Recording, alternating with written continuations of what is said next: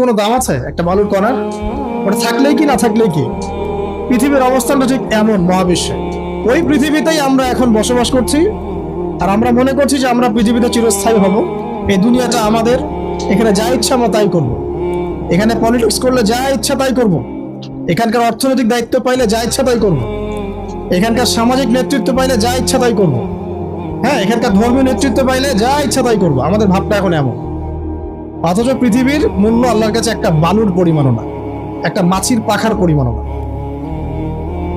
তো আলী রাদিয়াল্লাহু আনহু একটা কথা বলতেন যে পৃথিবীতে মানুষ এমন ভাবে বিচরণ করে যে মানুষ মনে করে যে পৃথিবীতে সে ছাড়া আর কিছুই নাই, আর পৃথিবী থেকে মানুষ এমন ভাবে চলে যায় যে মনে হয় পৃথিবীতে সে কখনো ছিলই না। এটা আলী ইবনে আবি তালেব রাদিয়াল্লাহু আনহুর কথা। কত গভীর কথা, চিন্তা করছেন? পৃথিবীতে যখন মানুষ বসবাস করে তখন মানুষের কাছে মনে হয় যে দুনিয়াটা আমাদেরই, দুনিয়াতে আমরা ছাড়া কিচ্ছু নাই, সবকিছু আমাদের, এই দুনিয়ার মালিক আমরাই। মুখে হয়তো বলে যে আল্লাহ বলে একজন আছে, কাজে কিন্তু আসলে মানে না। কাজে কিন্তু আসলে মানুষ এটা স্বীকার করে না। কার্যত স্বীকার করলে কি মানুষ আল্লাহর হালালকে হারাম করতে পারতো? আল্লাহর হারামকে হালাল করতে পারতো? একজনকে দেখলাম বলছে যে মেয়েদের ড্রেস কতটুকু লম্বা হবে, কতটুকু খাটো হবে, ঢিলেঢালা হবে কিনা, শালীন হবে কিনা, এইসব নিয়ে কথাবার্তা বলার সময় নাই এখন। এখন যুগটা এগিয়ে যাওয়ার। তো যুগটা কি নগ্ন হয়ে এগিয়ে যাব? এই যুগে কি নগ্ন হয়ে এগিয়ে যাব?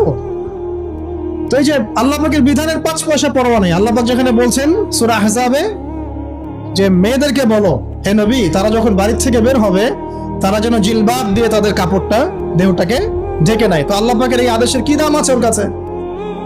5 পয়সা দাম আছে? আল্লাহ পাক বলছেন সুদ খেও না, যদি সুদ খাও তাহলে আল্লাহ এবং তার রাসূলের সাথে যুদ্ধের ঘোষণা শুনে রাখো।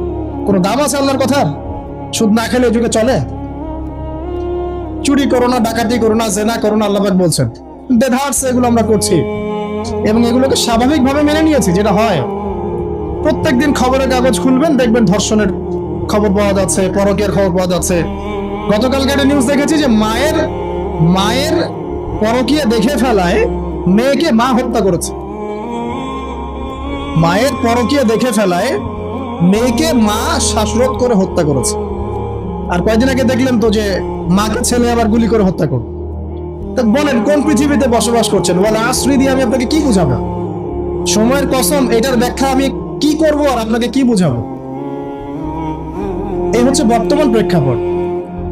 তো দেখেন আল্লাহ পাক সময়ের কসম করে বলছেন, যুগের পর যুগ তাকিয়ে দেখেন, যারাই আল্লাহ এবং তার রাসূলের